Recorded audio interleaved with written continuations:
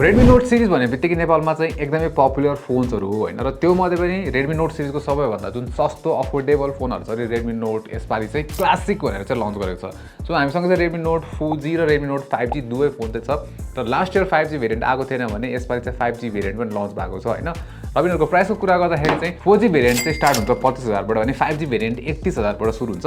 अब यो भिडियोमा चाहिँ हामी यो दुईटा फोन्सहरुमा चाहिँ के डिफरेन्सेसहरु छ हैन र कसरी फरक छन् यिनीहरु त्यसैगरी अब यो फोनहरुले चाहिँ आफ्नो प्राइसमा कस्तो परफर्म गर्छन् त त्यो सबै हेर्छौं। Let's check it out. म Anmol Shrestha and you are watching टेकलेक।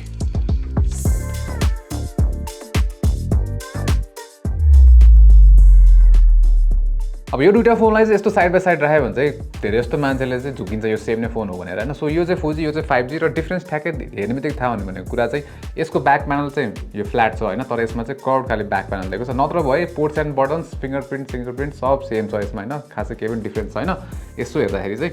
त्यसैगरी अब यसमा चाहिँ डस्ट एन्ड वाटर रेजिस्टेन्स फरक छ है। सो 5G चाहिँ प्रिटी मच डस्ट प्रुफ हो भने 4G भेरिएन्ट चाहिँ हाइली डस्ट रेजिस्टेन्स चाहिँ हामीले भन्न सक्छौं। त्यसैगरी यसमा अर्को डिफरेन्सेसहरु चाहिँ खासै त्यही पनि छैन हैन। अर्को भनेको चाहिँ यो जुन प्याटर्न छ नि पहाडीपट्टि सो 4G चाहिँ प्लेन खाली प्याटर्न हो खासमा है तर हामीसँग भएको मिस्टी पर्पलमा चाहिँ अलिकति टेक्सचर देख्छौं।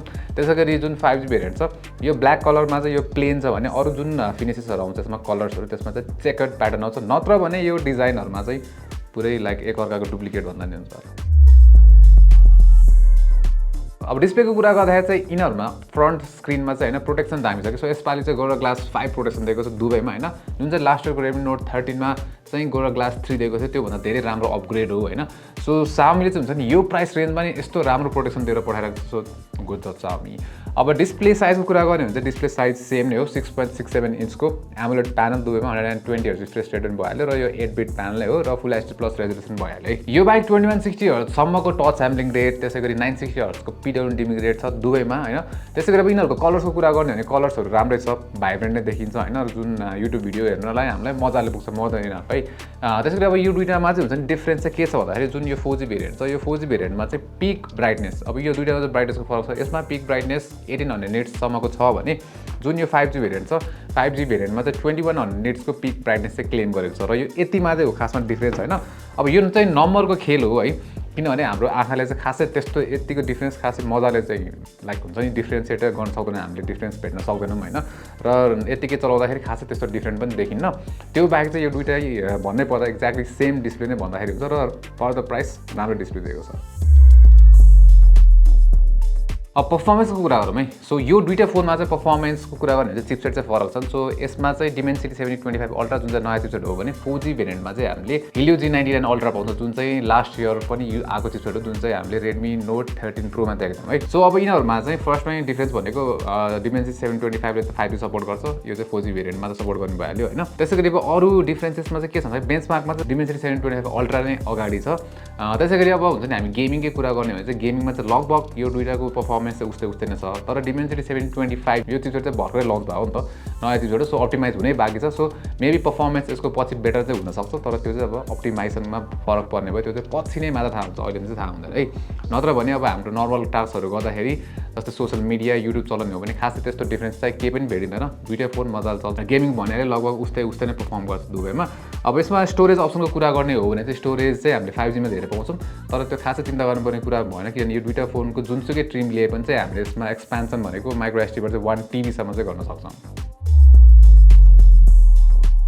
अब क्यामेराजमा नि यो दुईटा चाहिँ सिमिलर छ हैन। जस्तै 108 मेगापिक्सलको मेन क्यामेरा सेन्सर दिएको छ दुवैमा तर फेरि कहाँ चेन्जेस छ भन्दाखेरि 4G भेरिएन्टमा चाहिँ हामीले 2 मेगापिक्सलको डेप्थ सेन्सर र 2 मेगापिक्सलको चाहिँ हामीले म्याक्रो सेन्सर पाउँछौँ भने सो 5G मा चाहिँ हामीले बेसिकली अल्ट्रा वाइड म्याक्रो र मेन पाइरा छ। र अर्को डिफरेन्स चाहिँ के छ भन्दाखेरि 5G मा चाहिँ मेनमा चाहिँ OIS भनेर मेन्सन गरेको छ तर 4G मा चाहिँ त्यस्तो केही पनि छैन।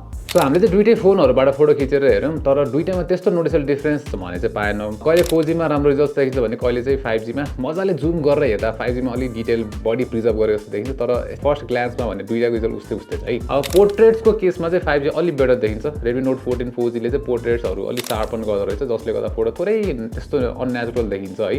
र नर्मल लाइटिङमा 4G को रिजल्ट अलि बेटर हो कि जस्तो पनि लाग्छ तर हार्श लाइटिङमा चाहिँ फेरि 4G ले घरि फोकस नै गर्न सकिरहेको थिएन भने फोकस हुँदा चाहिँ त्यति हुन्छ नि शार्पनिङ चाहिँ अलिकति धेरै नै अप्यारेन्ट देखिन्थ्यो। अब नाइट टाइम्स अलि लो लाइटको कुरा गर्ने रातिको बेला चाहिँ रिजल्ट्सहरू धेरै फरक छैन। 4G को आउटपुट अलि भाइब्रेन्ट खाले आउँछ भने 5G को चाहिँ लाइक म्युटेड खाली छ, नर्मल भनौँ न। र दुइटै फोनमा नाइट मोड अन गरेर खिच्दाखेरि चाहिँ रिजल्ट्सहरू बेटर नै चाहिँ आउँछन्।